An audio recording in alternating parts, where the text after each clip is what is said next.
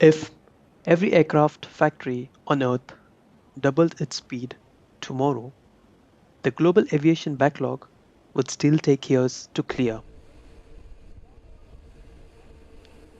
Right now, as we move through 2026, there are over 17,000 aircraft on order globally.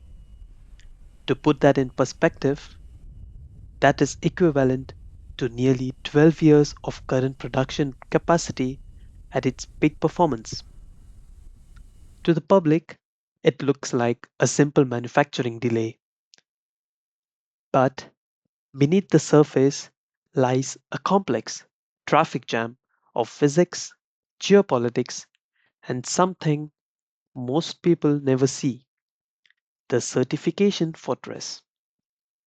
The problem isn't just assembling the planes, it's the impossible task of moving atoms through fractured global supply chain while satisfying the most stringent safety regulations ever devised by man.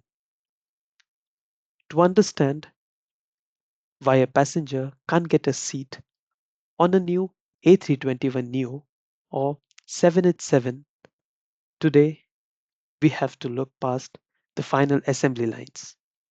We have to look at the lead time crisis. In most industries, if a supplier fails, you find a new one. In aerospace, you can't just swap a supplier. Every single nut, bolt, and bracket must come from a facility with a production organization approval or POA. If a factory in Germany that makes specialized cockpit glass closes down, a manufacturer can't just call a glass factory in another country. They have to find a partner, audit their quality systems, test their materials, and wait for the EASA, that is European Authority for Aviation Safety, or the FAA, that is the Federal Aviation Administration, to certify that new source. This process can take 18 to 24 months just for a simple component. This is the invisible lead time. It's the reason supply chain is so brittle. We trade flexibility for absolute safety. In aviation, a part is not manufactured until the paperwork says it is airworthy. Without the digital signature, that piece of titanium is just a paperweight.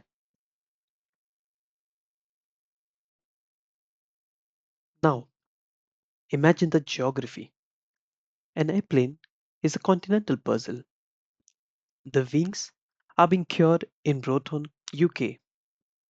The fuselage sections are being riveted in Saint Nazaire and Hamburg. The vertical tailplane is coming from Getafe, Spain. These sections are massive. You cannot put a 35-meter wing in a standard shipping container. This creates a logistics bottleneck that is unique to aerospace. To solve this, the industry built the Beluga and the Dreamlifter. But here is the engineering trap.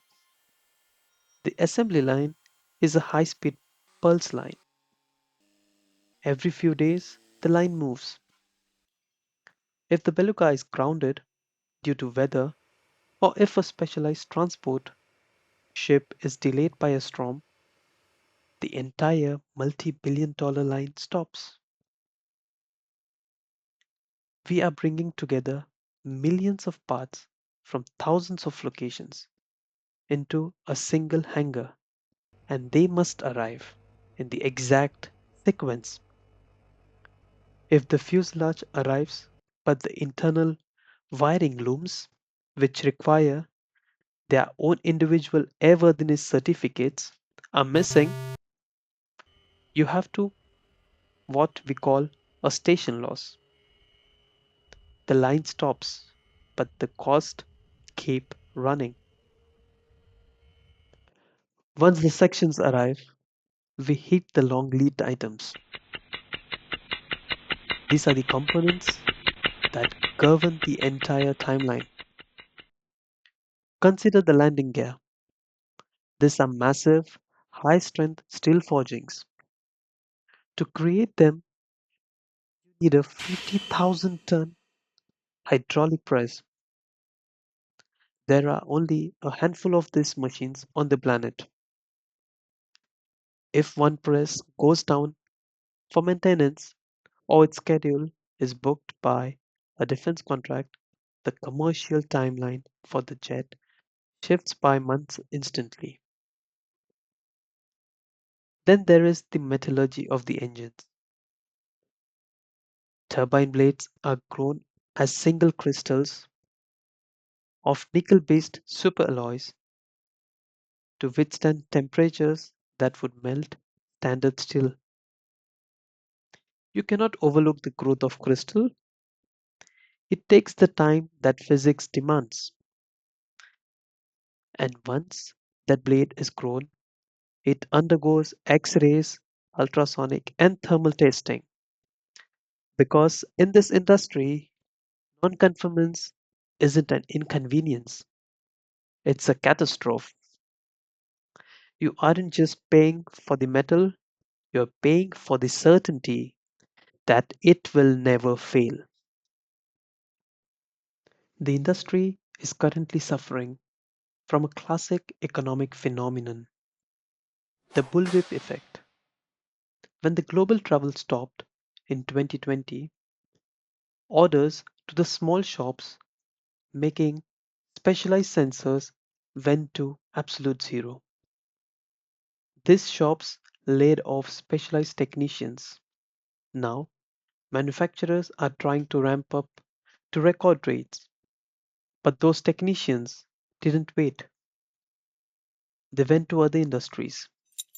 A shortage of a $10 specialized seal, a part that requires its own certified rubber compound and batch testing, can ground a $200 million aircraft. This has led to the rise of gliders, nearly complete aircraft sitting on the tarmac, perfectly built, except they are missing the engines or their business class seats. So, how does one fix it? The answer is just more than hiring more people. It's about technical debt. The industry is moving toward live supply chains, using AI to predict a failure in tier 3 suppliers month before it happens. But the physical reality remains. You still need the titanium, you still need the forge, you still need the inspector to sign the Form 1. Building an aircraft is a miracle of the modern coordination.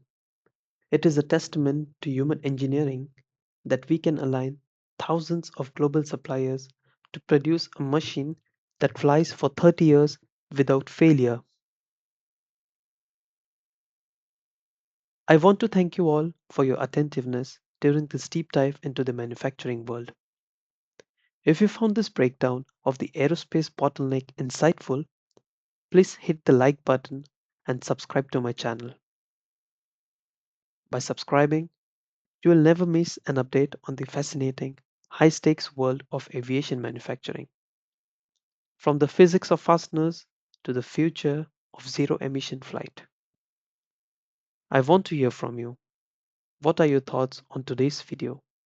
What specific part of the aviation industry do you want to see deconstructed in next sessions?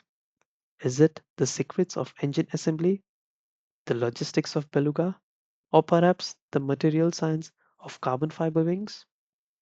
Mention it in the comments below and I will read every single one of them. Thank you for watching and I'll see you in the next one.